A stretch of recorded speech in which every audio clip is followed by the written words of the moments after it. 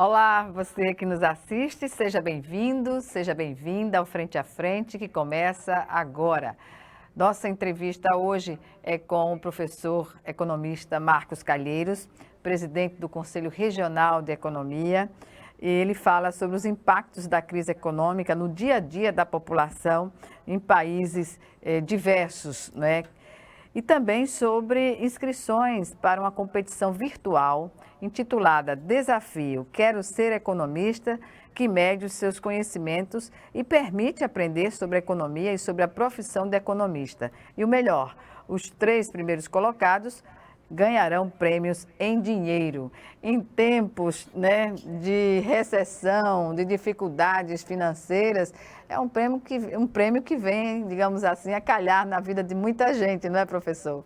Então, eu começo agradecendo a sua participação aqui no programa mais uma vez e comecemos, né, sobre os impactos dessa economia na vida das pessoas e sobre uma característica que se coloca agora, que até a classe média, digamos assim, está gritando, né, sobre as dificuldades que estão passando com a economia. E o Brasil é um desses países que estão sofrendo muito com os impactos da crise econômica que foi originada no período da pandemia da Covid-19. O que dizer nesse momento?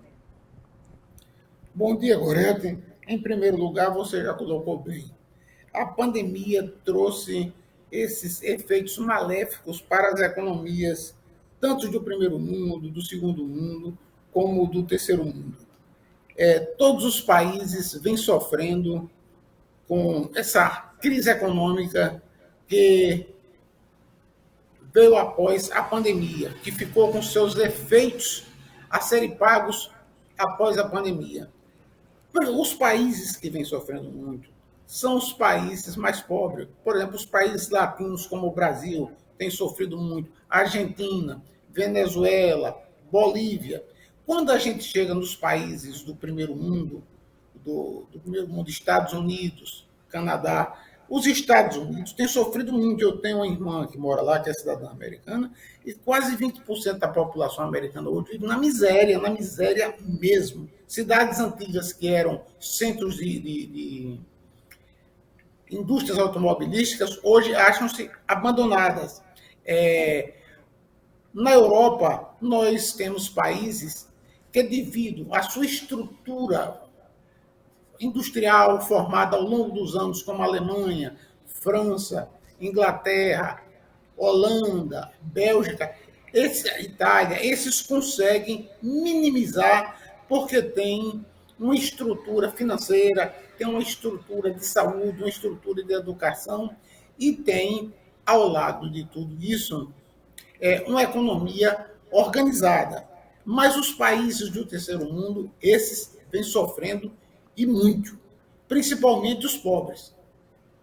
Pois é, principalmente os pobres. E vamos, digamos assim, aqui colocar que existem classes sociais, né? Não está fácil nem para a classe popular, nem para a classe média e nem, digamos assim, até entre os ricos e a elite, digamos assim, econômica do país, é o que se coloca como, digamos assim, até beneficiada pela crise.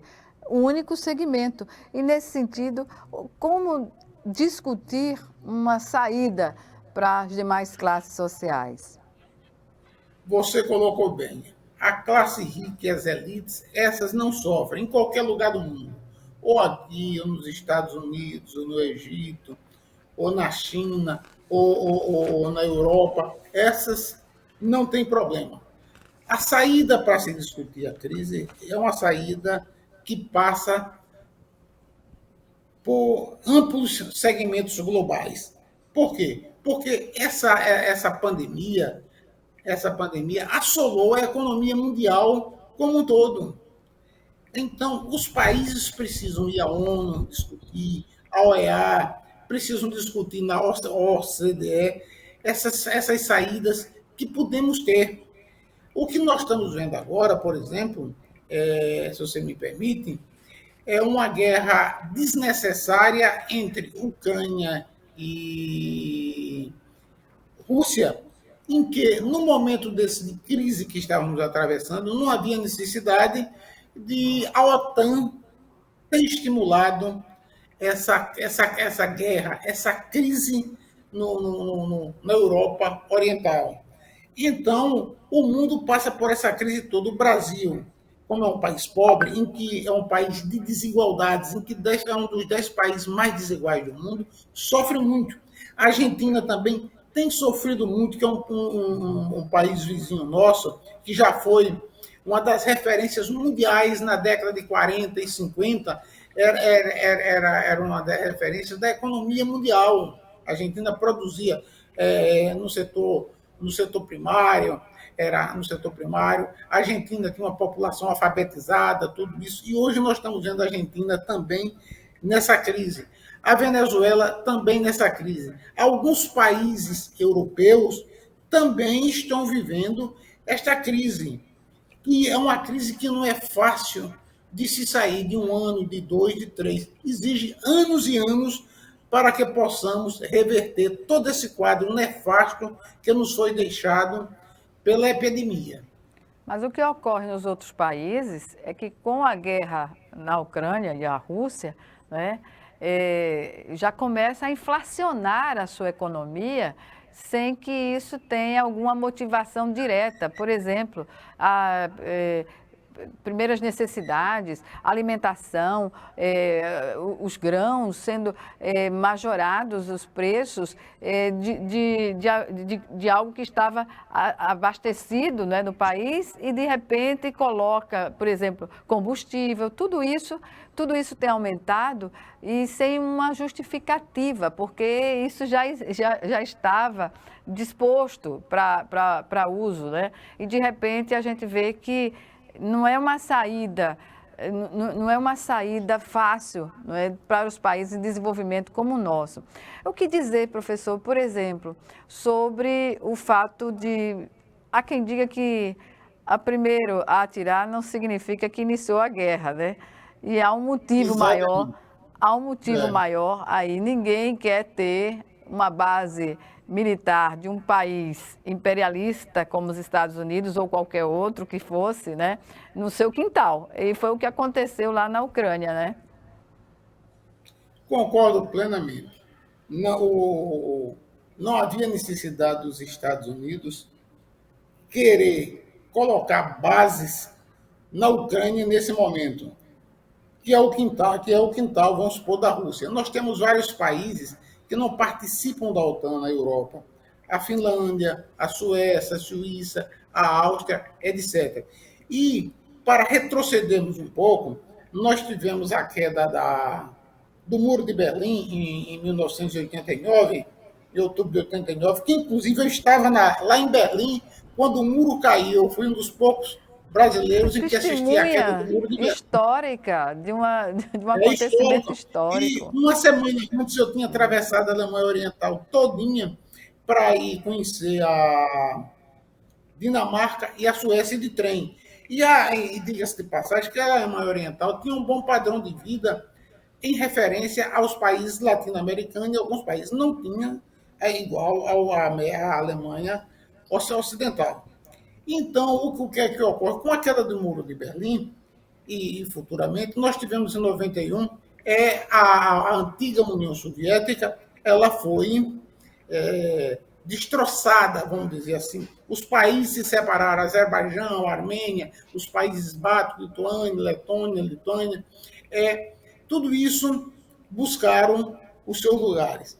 Mas em 91 foi assinado um tratado numa não expansão da OTAN, que foi criada em 49, depois da Segunda Guerra Mundial. Os Estados Unidos já tinham criado a OTAN com a Inglaterra, a França e alguns países para fazer frente à União Soviética à época. E vale frisar que a União Soviética à época, 40%, 50% tinha sido destruído pela invasão alemã.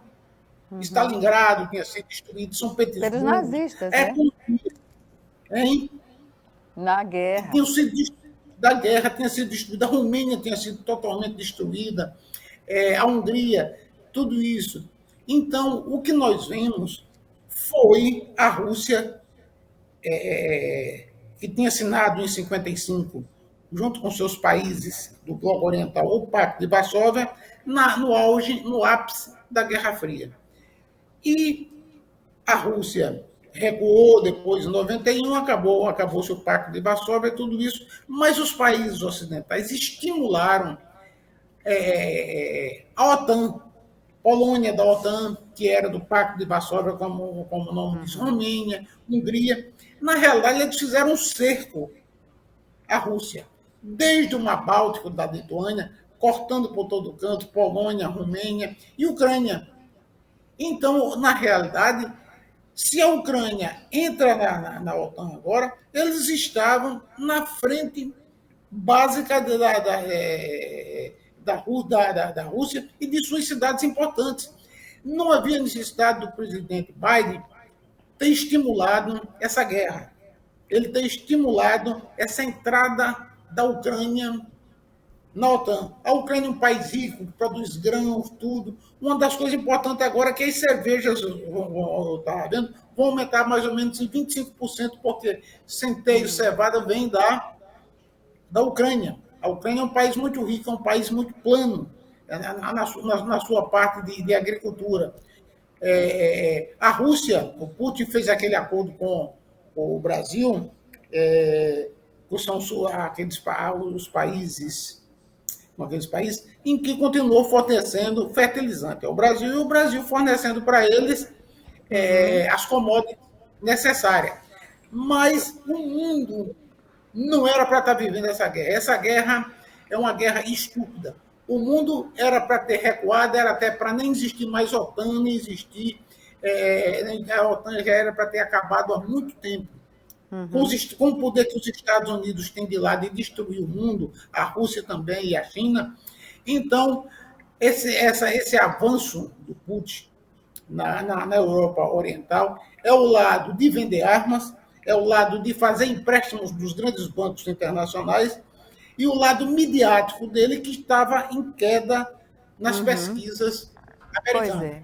Professor Marcos Calheiros, qual a sua opinião sobre a posição do Brasil nesse confronto, nesse conflito?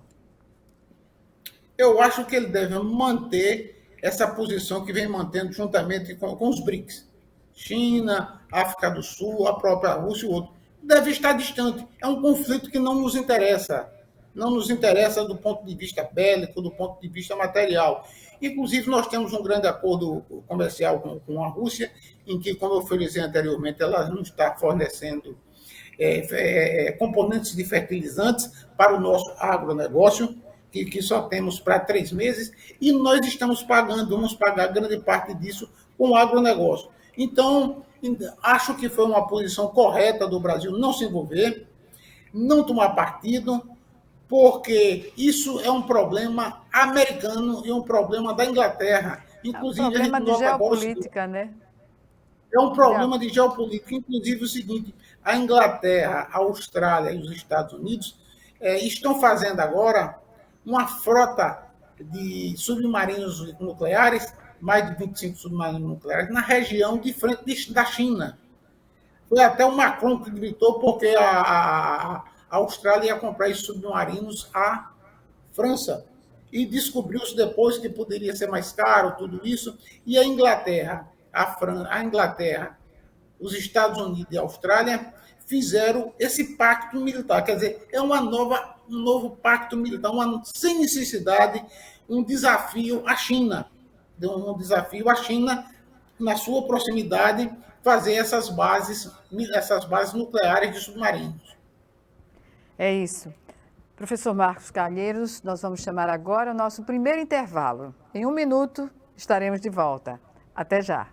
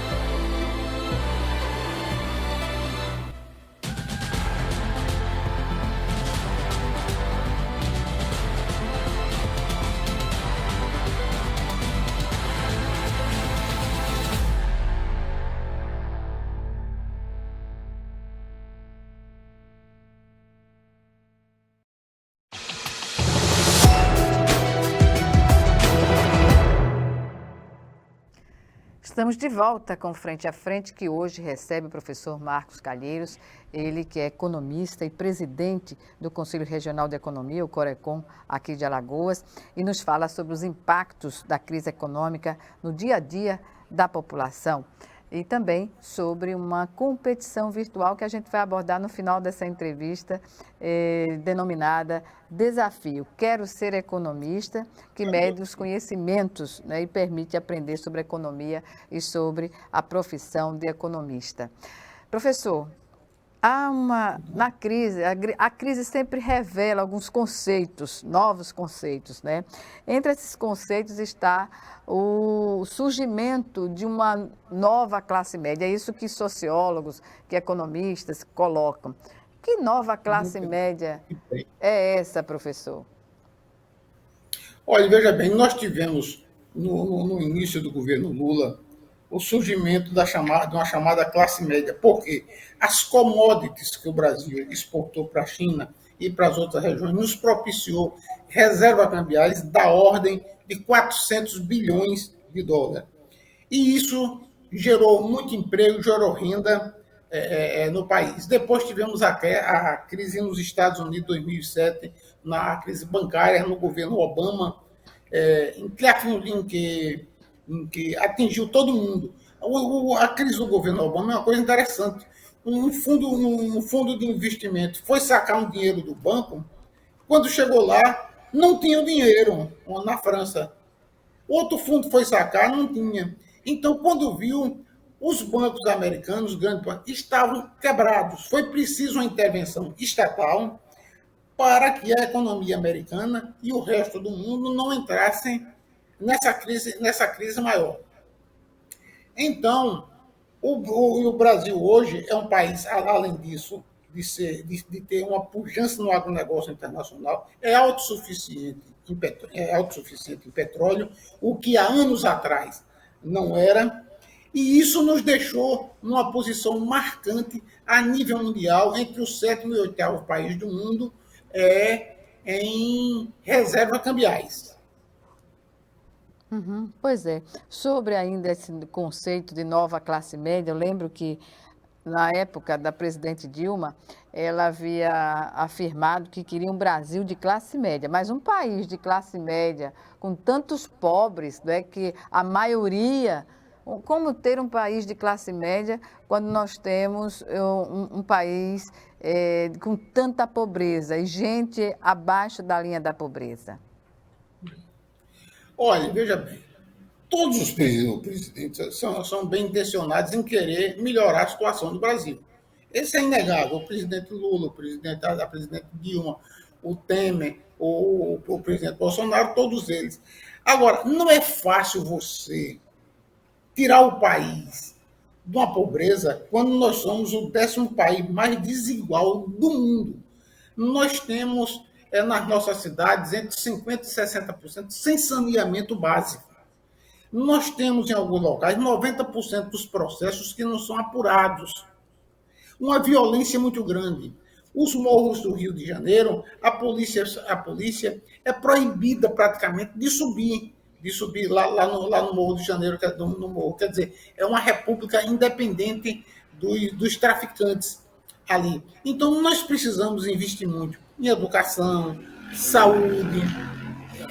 saúde, para que possamos reverter este quadro nefasto, histórico, em que apresenta a nossa sociedade brasileira. Infelizmente, é a 10ª mais desigual do mundo e uma das mais pobres do mundo. Nós precisamos fazer uma reforma tributária, porque os pobres pagam muitos tributos e os ricos são poucos tributados. Você vai pagar uma conta de energia, 40% é de tributos. Só para dar um exemplo. Quer dizer, isso tanto paga o pobre como o rico.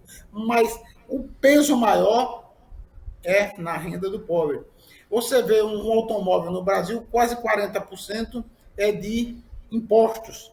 Então, a classe rica e a elite não tem muito problema, mas a classe média já começa a sentir esses problemas. Então, é um país em que a tributação é muito desigual. Você já vai notando nos salários, acima de 2.000, 2.000 e pouco, já começa a pagar imposto de renda. É um Uhum. absurdo. Quando chega em 5.000 ou tantos, já vai pagando imposto de renda até na faixa de 27,5%. Então, existe essa desigualdade muito grande. Inclusive, a desigualdade começa pelo país. O país é desigual. Você pega determinados poderes em que tem altos salários, altos benefícios, tudo isso, enquanto os pobres não têm. Tem poderes que têm 2 meses de férias por ano. O pobre, no Brasil, o assalariado, o trabalhador, o operário, o campesino, só tem um mês. Então, é um país em que a desigualdade é marcante. No mundo todo, nota-se essa desigualdade da economia brasileira, da sociedade brasileira. Pois é, uma desigualdade que está colocada no dia a dia e quando se fala no momento de crise, no nascimento de uma nova, de uma classe média, isso é negar a luta de classes propriamente dita, não é, professor? Exatamente, porque, veja bem, houve um momento em que, quando o mundo, a economia mundial estava crescendo, as nossas commodities estavam crescendo, nós tínhamos capacidade de importação, o dólar estava bem mais barato, houve um momento em que a economia, se não estávamos tendo economia, se não estávamos tendo uma classe média do tipo B, mas temos uma classe média do tipo C, vamos dizer assim, em que o consumo aumentou, a qualidade de vida aumentou, etc. E tal. Com a crise econômica internacional, isso tivemos uma baixa.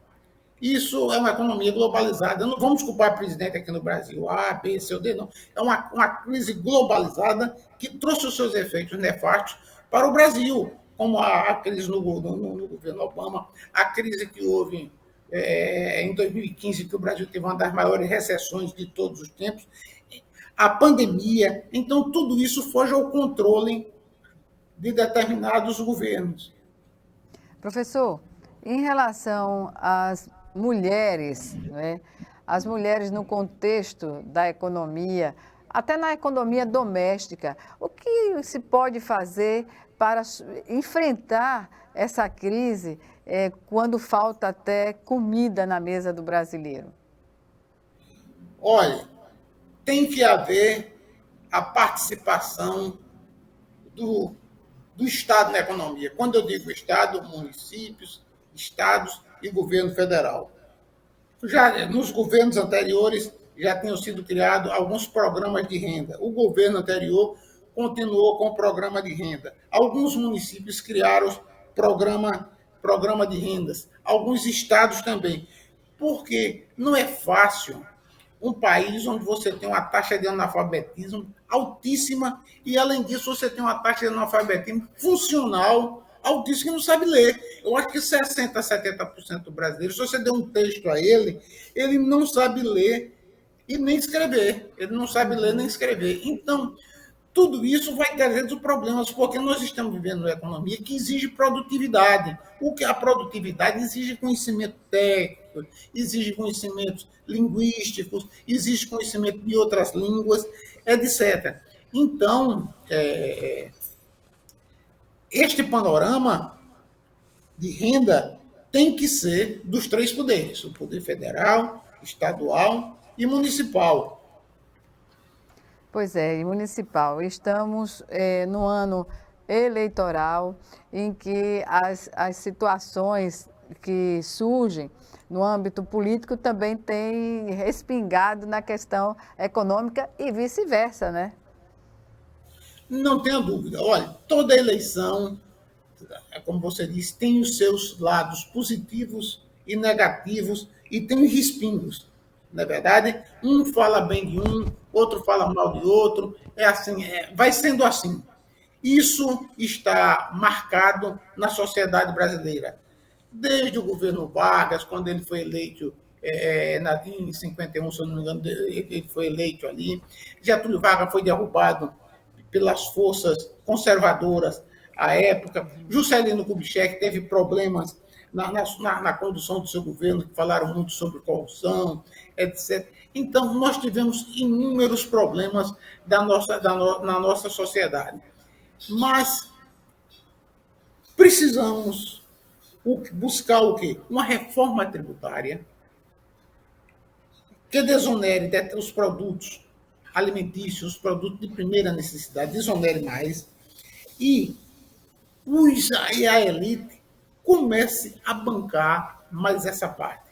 Porque o pobre é que paga imposto igual ao rico, à classe média e às elites. Então, mudanças tem que haver no país. O país não pode ficar parado. O país não pode ficar na letargia que estamos vivendo. Precisamos de mudanças e mudanças significativas. Uma reforma administrativa, essa reforma tributária é essencial. Nós estamos vivendo novos momentos. Nós estamos vivendo na era da quarta revolução industrial. Máquinas, equipamentos. Você vê agora os novos carros já não tem mais motorista, não é verdade? A era de computadores, a época do metaverso agora que já vem do lado do ponto de vista virtual, as pessoas começam a falar virtualmente, já começam a ser tudo isso. Então, a cada momento que passa, nós temos uma evolução constante da nossa sociedade. Os táxis apareceram, agora são os Ubers. Então, o mundo passa por uma quarta revolução em que ninguém sabe onde vai parar. Agora, tudo isso é fruto de quê? Houve a primeira revolução na Inglaterra, máquinas, equipamentos, ferrovias, depois houve a segunda revolução que a Alemanha preponderou, tivemos a terceira revolução industrial até a década de 60 e 70, e agora essa revolução do novo computador, dos novos computadores, de novas máquinas, novos equipamentos, nós chegamos a ter milhares de operários nas indústrias automobilísticas. Hoje todas são robotizadas, com máquinas e equipamentos eletrônicos. Os bancos, chegamos a ter mais de 1.200.000 bancários na década de 80 por aí. Hoje tudo automatizado, tem um Pix, você vai numa loteria, pode pagar, pode tudo isso. Então, a gente precisa pensar o que vai ser dessa população carente, que não tem estudo, que não tem, que são alfabetizados, mas são, no fundo, são analfabetos funcionais. É uma situação difícil para os países do terceiro mundo reverter essa situação que é muito veloz no norte da Europa, no Canadá, Estados Unidos, Japão, Austrália, os países ricos, e nós ficamos para trás. Verdade, professor. Vamos chamar agora o nosso segundo e último intervalo. É 1 minuto só. Até já.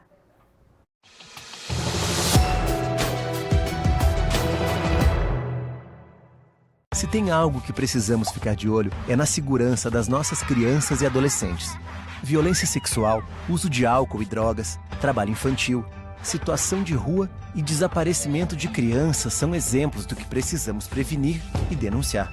Disque 100 e denuncie qualquer violação dos direitos das crianças e adolescentes. Baixe também o aplicativo Proteja Brasil no seu celular. Respeitar, proteger, garantir. Todos juntos pelos direitos das crianças e adolescentes. Há mais de 40 anos, um grupo de médicos criou uma organização de emergência médico-humanitária capaz de oferecer ajuda às pessoas em meio a desastres naturais, epidemias ou guerras, atendendo os mais necessitados sem se importar com raça, religião ou ideologia. Hoje, Médicos Sem Fronteiras envia equipes totalmente preparadas para responder a emergências por todo o mundo. Nossos profissionais são financiados por pessoas como você e eu. Conheça-nos, participe, apoie, porque juntos chegamos mais longe.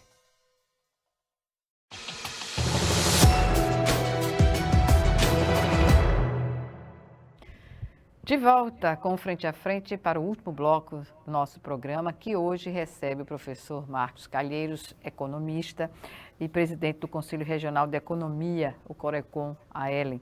Ele que nos faz uma análise sobre os impactos da crise econômica que atinge todo o planeta, não é uma questão específica do Brasil. Mas aí eu pergunto, professor, nessa questão que o senhor levantou do crescimento, a crescimento econômico, a gente já observou em várias décadas, né?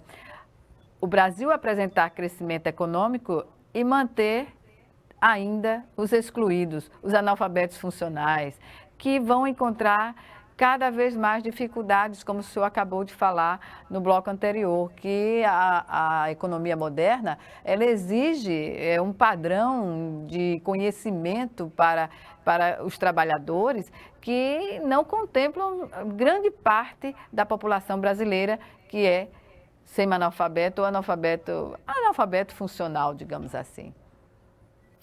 É verdade a sua colocação, e nós temos que buscar novas saídas. O legislativo, quando eu digo legislativo, eu digo a Câmara Federal, o Senado, que são aqueles que fazem a lei, que estão à frente, precisam ouvir a população para que busque novas saídas. Não é fácil para um país em que, até a década de 50 e 60, era um país agrário.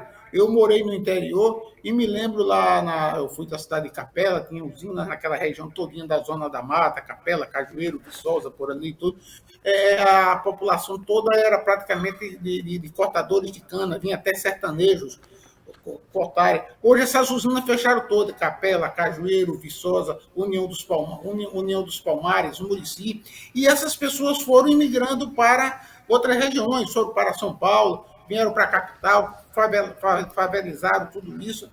Então, esses ciclos econômicos vão mudando. Por exemplo, a Alagoas já chegou a ter grandes 15 fábricas de tecido, já chegou a ser um dos maiores produtores de algodão.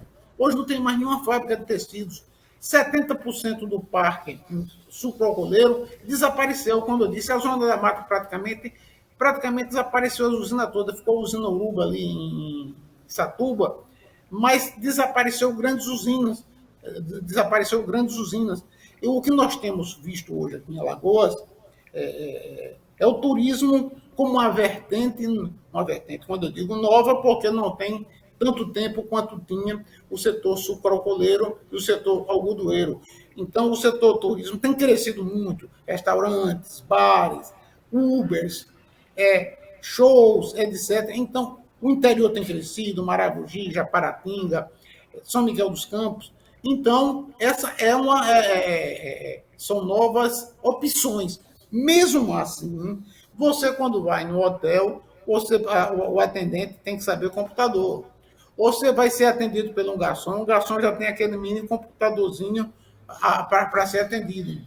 Então, tudo isso, esse crescimento irreversível da quarta revolução industrial, das novas máquinas, equipamentos, computadores modernos, tudo isso precisa ser adaptado a essas pessoas que estão marginalizadas fora do mercado de trabalho. Infelizmente, é difícil. Agora, nós só temos tendo uma vantagem nos últimos anos. É que o crescimento da população tem sido mínimo. Nós não temos chegado a 1% de crescimento da população. Quer dizer, isso do ponto de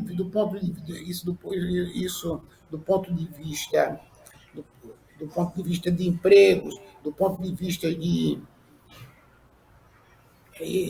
vista social, tem sido muito bom. No futuro, nós vamos pagar esse preço porque precisamos de mão de obra. Mas isso aí tem ajudado e muito. Outra coisa que nós temos no Brasil presente, principalmente no estado como Alagoas, a Previdência Social. Milhares e milhares de pessoas vivem da Previdência Social aposentado, como em todo o Brasil. Então, não é muito fácil pagar essa previdência para esse povo. Nós temos que buscar impostos. Não é à toa que o Brasil é um dos países que tem uma das maiores cargas tributárias do mundo. Se você faz gastos de governos, você tem que buscar receita para pagar esses gastos. Mas é a opção que o Brasil fez também do ponto de vista mobilidade econômica, né? Nós tínhamos a oportunidade de fazer a opção pelas ferrovias, que não incidiria em tantos, não é?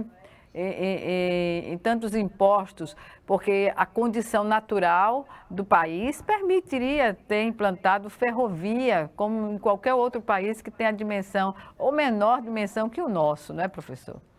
Foi muito boa a sua colocação, porque você vê, a Europa toda é interligada de ferrovia.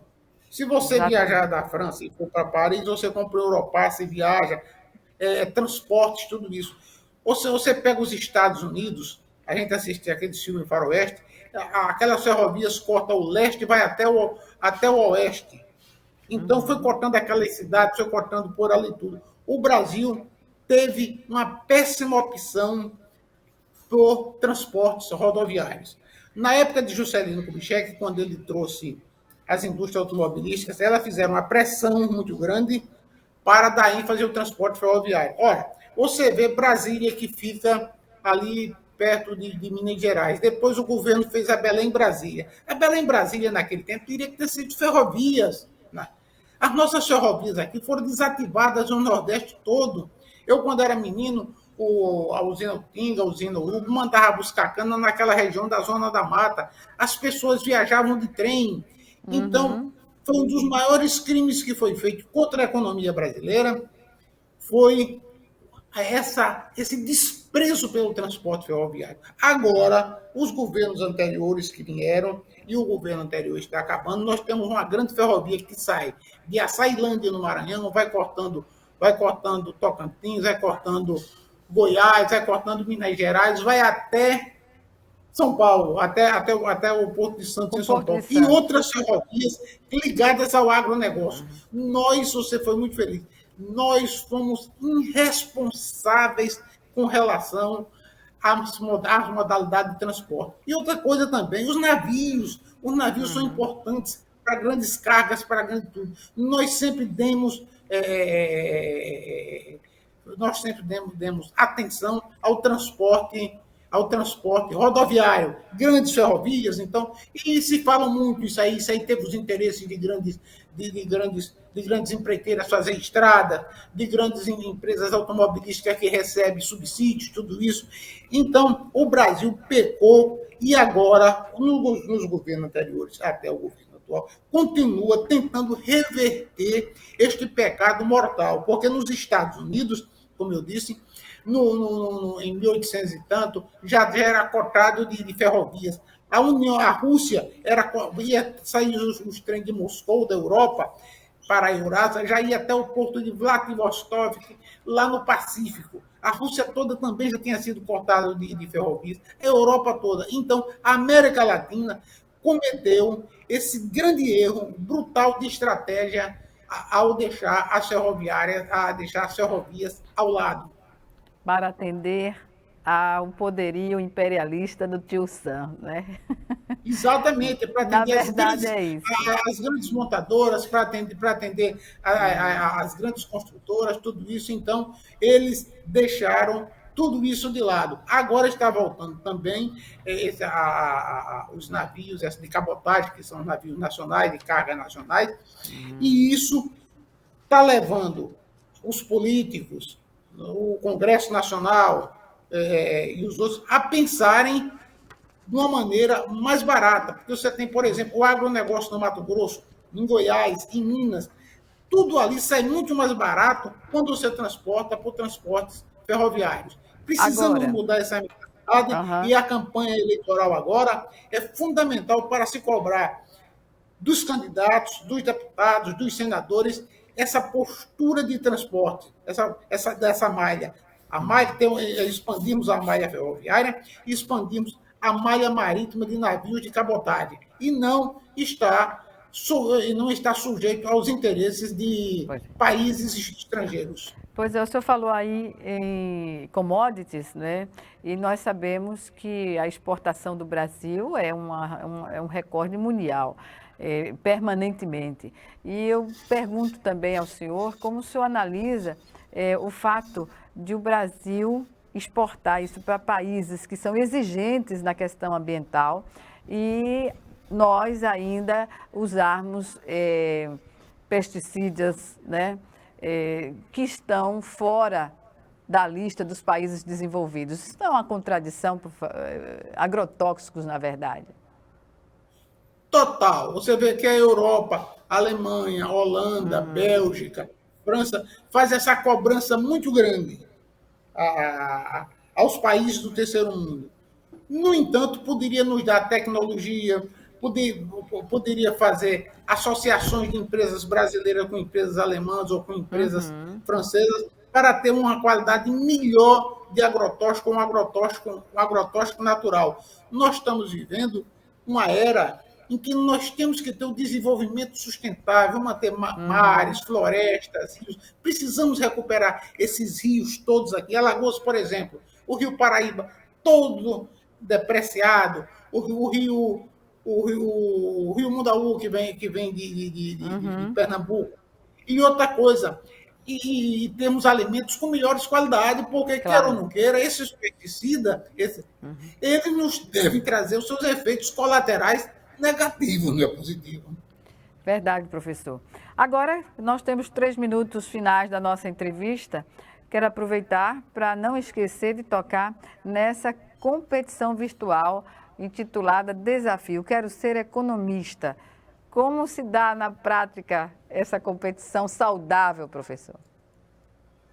Gorete, nós temos aqui no estado de Alagoas estimulado muito isso. Por exemplo, todo ano nós temos o prêmio do economista do ano, nós temos a economista do ano e nós temos também o prêmio para os estudantes, as 3 melhores monografias do curso de economia. Nós damos um valor financeiro, simbólico, chamamos a família, oferecemos um café, trazemos um professor de fora, tudo isso temos feito. E temos dado palestras nos colégios, nas escolas, e temos usado muito a 4ª revolução industrial. O smartphone, computadores, tudo isso, e mandado palestras não só para economistas e estudantes de economista, mas para estudantes de colégios que moram no interior, tudo isso. E essa parte do Quero Ser Economista, as inscrições estão abertas, é uma competição virtual, que mede os conhecimentos e permite aprender sobre a economia e sobre a profissão do economista. E os 3 primeiros colocados receberão prêmios em dinheiro. Nós temos um site específico, como você já botou aí, para as inscrições. As inscrições são gratuitas. Nós sempre buscamos estimular a participação dos estudantes. Eu nos últimos anos, não pude ir por causa do problema da pandemia, mas eu sempre, todo ano, vou a 10, 12 colégios dar palestras aqui, no interior, tá entendendo? E com essa nossa instrumentalização eletrônica, facilita chegar a palestras no interiores em todo canto. Olha, todo dia, praticamente, nós temos palestras para economistas e para estudantes de economia, que o pessoal de São Paulo, o pessoal da Bolsa de Valores de lá nos manda, e nós mandamos virtualmente para eles aqui, a custo zero, tá entendendo? E esse desafio de Quero Ser Economista, as inscrições já estão abertas de 4 de abril a 27 de maio. É importante aquele que quer ser economista, aquele que quer trabalhar com o lado social, aquele que se preocupa em um país aumentar sua produção, aumentar sua produtividade, uma melhor condição de vida. Isso é que o economista pensa, é que o economista faz. Vale da competição. Professor, eu gostaria de agradecer a sua participação mais uma vez aqui em nosso programa, aqui na TV Assembleia, e até uma próxima oportunidade. Obrigada mais uma vez. Nada, foi um prazer muito grande, e eu quero só fazer uma colocaçãozinha rápida. A minha colocação, quando eu acho em que a atitude da OTAN é uma atitude agressiva, é porque o mundo hoje não compete mais esse tipo de guerras. Se não tivéssemos a OTAN nessa modalidade na Europa, não teríamos tido a guerra que nós tivemos tido, estimulada, me permita, pelo presidente Biden. Então, isso é uma forma de imperialismo. Vender armas, emprestar dinheiro, tudo isso. A indústria bélica, né? Exatamente, a indústria bélica. Que mora nos Estados Unidos. principalmente os Estados Unidos, a Inglaterra, a França, esses grandes países. Então, nós precisamos de paz, de tranquilidade, de diálogo, de tudo isso. Faltou isso ao presidente dos Estados Unidos e o presidente até anterior, o Trump, mesmo tendo aquele jeito grosseirão, ele já queria reduzir até a quantidade de países da OTAN. Disse, não, os Estados Unidos não vai pagar essa quantidade de armamento. Quer dizer, isso aí, a Europa precisa pensar, o mundo precisa pensar e acabar com a parte da OTAN, com 27 países na Europa contra 1 ou 2 países. É isso, professor. Obrigada mais uma vez e até uma próxima oportunidade. Muito obrigado, um prazer. Foi um prazer muito grande mais uma vez estar aqui com você. Obrigada. Obrigada a você também que nos assistiu e até o nosso próximo encontro, aqui, frente a frente, também com você.